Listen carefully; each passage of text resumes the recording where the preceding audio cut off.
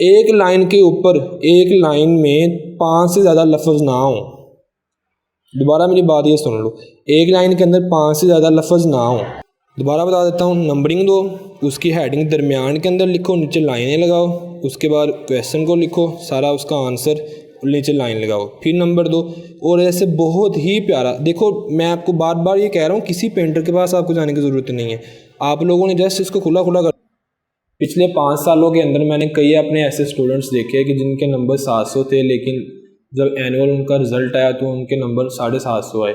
और कई ऐसे थे कि जिनके 800 आने चाहिए थे, उनके 850 आए। कई ऐसे थे कि जिनका 1000 था लेकिन उनका 1030 आए। तो मैंने कैसे उनकी पेपर प्रेजेंटेशन के ऊपर काम किया, क्या क्या चीज़ें होती हैं जो मेन जिनके ऊपर फोकस करें तो पेपर वाकया ही आपकी जो प्रेजेंटेशन है आपको नंबर ज़्यादा ला के देती है।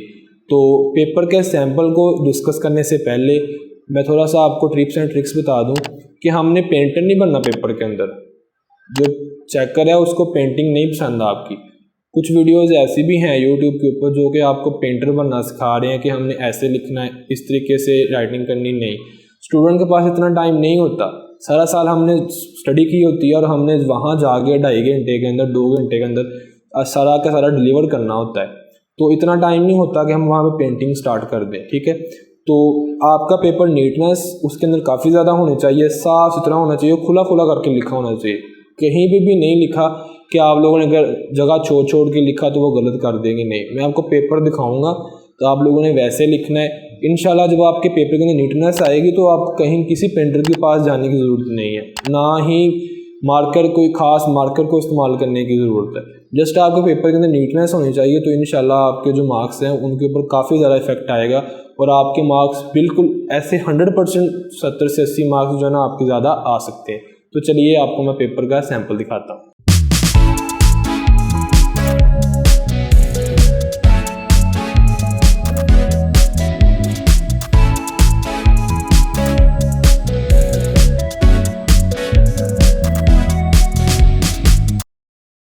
जी स्टूडेंट्स, जो सबसे इंपॉर्टेंट चीज़ है पेपर के अंदर वो आपका टाइम है।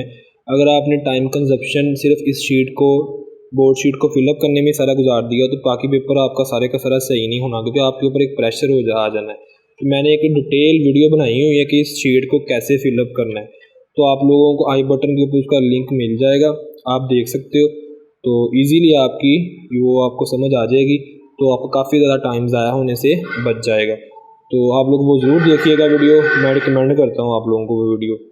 तो चलिए मैं पेपर भी आपको दिखा देता हूँ जी। ये देखें, नहीं ज़रूरत हमें किसी भी पेंटर की, नहीं ज़रूरत हमें किसी भी मार्कर के यूज़ की सीखने की। आप लोगों ने जस्ट जो भी मार्कर आप यूज़ करें उसी को यूज़ करके अपने पेपर की प्रेजेंटेशन को अच्छा कर सकते हो। ठीक है, तो ये देखो सिंपल आप लोगों ने ऊपर क्या लिखना है, क्वेश्चन नंबर 2 लिखना है। उसके बाद उसकी हेडिंग देनी, जो भी क्वेश्चन आप करना चाह रहे हो।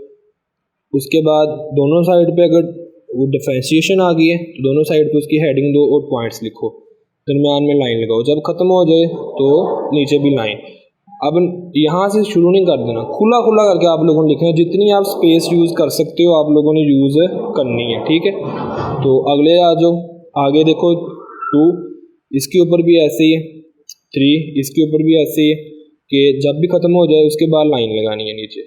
ठीक है, और उसके बाद आगे क्वेश्चन, दरमियान में हेडिंग दो। जिस तरह की राइटिंग है आपकी वैसे ही दो, लेकिन आपकी प्रेजेंटेशन साफ़ होनी चाहिए पेपर की। जितनी अच्छी पेपर की प्रेजेंटेशन आपकी होगी वही आपको फ़ायदा देगी। ठीक है, ज़्यादा अगर आप लोगों ने वहाँ पे एफिशिएंसी मारने की ज़रूरत देखा, ज़्यादा कोशिश की तो आपको उसका फिर कोई फ़ायदा नहीं होना, नुकसान ही होना। ठीक है, ऐसे आप लोगों ने करना है। डिफाइंस आ जाएगी, उसको दरमियान में ऐसे लिख लो। एग्जाम्पल है, नीचे उसकी एग्जाम्पल भी दे दो अगर आपको एग्जाम्पल आती है। नीचे लाइन आ जाएगी, उसके बाद क्वेश्चन नंबर 3 पार्ट 1 आ गया, उसकी हेडिंग नीचे लाइन है। ठीक है, ऐसे आप लोगों ने करना है और प्यारा सा करके आप लोगों ने पेपर दे के आना है। अपनी राइटिंग के अंदर ही खुला करके देखो, एक लाइन के ऊपर एक लाइन में 5 से ज़्यादा लफ्ज़ ना हो। दोबारा मेरी बात ये सुन लो, एक लाइन के अंदर 5 से ज़्यादा लफ्ज़ ना हो। ठीक है, और आप लोगों के सामने है सारे का सारा पेपर। दोबारा बता देता हूँ, नंबरिंग दो, उसकी हेडिंग दरमियान के अंदर लिखो, नीचे लाइनें लगाओ, उसके बाद क्वेश्चन को लिखो, सारा उसका आंसर, नीचे लाइन लगाओ, फिर नंबर 2। और ऐसे बहुत ही प्यारा, देखो मैं आपको बार बार ये कह रहा हूँ, किसी पेंटर के पास आपको जाने की ज़रूरत नहीं है, आप लोगों ने जस्ट इसको खुला खुला करके लिखना है, ठीक है। तो ये चीज़ें हैं, और जिसकी एग्जांपल बनती है उसकी एग्जांपल दो, ठीक है। ऐसे करते करते आप लोगों को क्वेश्चन नंबर 4 आ जाएगा। अगेन उसी को लाइन भी आप छोड़ सकते हो, कोई बात नहीं, खुला खुला करके आप लोगों ने लिखना है।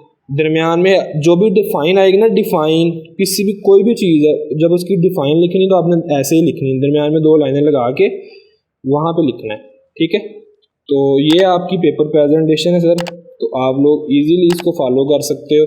इसी तरीके से आप लोगों ने लिखना है। इसमें हुआ क्या है, इसके अंदर ना तो राइटिंग के ऊपर काम हुआ है, किसी चीज़ के ऊपर हमने काम नहीं किया, हमने सिर्फ और सिर्फ पेपर की प्रेजेंटेशन के ऊपर काम किया है। पेपर की प्रेजेंटेशन से क्या मुराद है कि हमने राइटिंग के ऊपर काम नहीं किया, हमने जस्ट उसकी नीटनेस के ऊपर काम किया है, ठीक है। तो आप लोगों ने भी नीटनेस के ऊपर ही काम करना है। क्वेश्चन नंबर 6 लॉन्ग क्वेश्चन शुरू हो गया, ऐसे ही करना है बेटा, आप लोग देख सकते हो। इसको फॉलो करोगे तो इंशाल्लाह आपके नंबर आएंगे। आपको नहीं ज़रूरत बेटा ज़्यादा पेंटर्स वाली लिखाई सीखने की, ज़्यादा अपना टाइम वेस्ट करने की, आप लोग जस्ट अपनी प्रिपरेशन करो एग्ज़ाम्स की, ठीक है। तो इस तरीके से आप लोग डायग्राम अपनी बना सकते हो। एक लाइन के ऊपर आप लोगों को 3 से 4 लफ्ज़ नज़र आएंगे, कहीं पे भी आपको 5-6 लफ्ज़ नज़र नहीं आएंगे। एक लाइन के ऊपर सिर्फ 4 लफ्ज़ 3 लफ्ज़ आपको नज़र आएंगे। आप लोगों ने भी ऐसे ही खुला खुला करके लिखना है, ठीक है।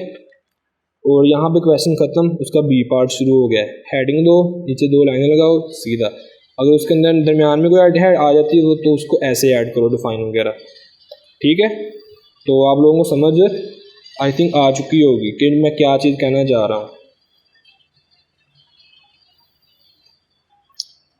सिर्फ और सिर्फ क्या किया है कि एक लाइन के ऊपर 4 या 5 लफ्ज़ हैं, 4 या 5 लफ्ज़ हैं, इससे ज़्यादा लफ्ज़ नहीं है एक लाइन के ऊपर। तो आप लोगों ने भी ऐसे ही करना है।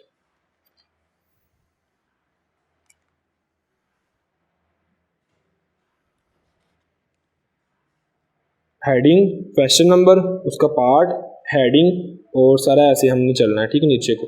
और एक लाइन के ऊपर 4 से 5 लफ्ज़ नहीं, उसका बी पार्ट आ गया। पॉइंटर यूज़ कर सकते हो चीज़ों को हाईलाइट्स करने के लिए। तो ये सारे का सारा मेथड है आपका पेपर को अटैम्प्ट करने का। आप लोगों ने भी ऐसे ही अटैम्प्ट करना है, सही है। ब्लैक और ब्लू को आप लोग इजीली यूज़ कर सकते हो। तो आई होप आपको समझ आ गई होगी। तो मैं आपको एक और सैंपल दिखा देता हूँ। देखो अब क्या है, सिर्फ पेपर प्रेजेंटेशन ही है, थोड़ी सी अच्छा लग रहा लिखा होगा। क्या हुआ कि बस पेपर प्रेजेंटेशन के ऊपर हमने काम किया है कि उसकी नीटनेस आई है, चाहे उसकी अब लिखाई बड़ी है छोटी है वो मायने नहीं रखती, लेकिन नीटनेस है पेपर के अंदर, ठीक है। क्या है नीटनेस, वो खुला खुला करके लिखा हुआ है, 3-3 4-4 लफ्ज़ ही हैं एक लाइन के ऊपर, उससे ज़्यादा लफ्ज़ ना हो, ठीक। मैं आपको एक और पेपर दिखा देता हूँ, ये देखें।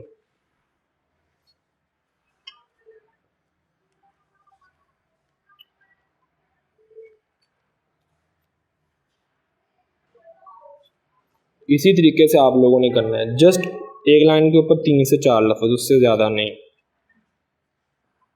मैं आपको एक आई थिंक आप लोगों को समझ आ चुकी होगी। तो ये सारे के सारे पेपर हैं।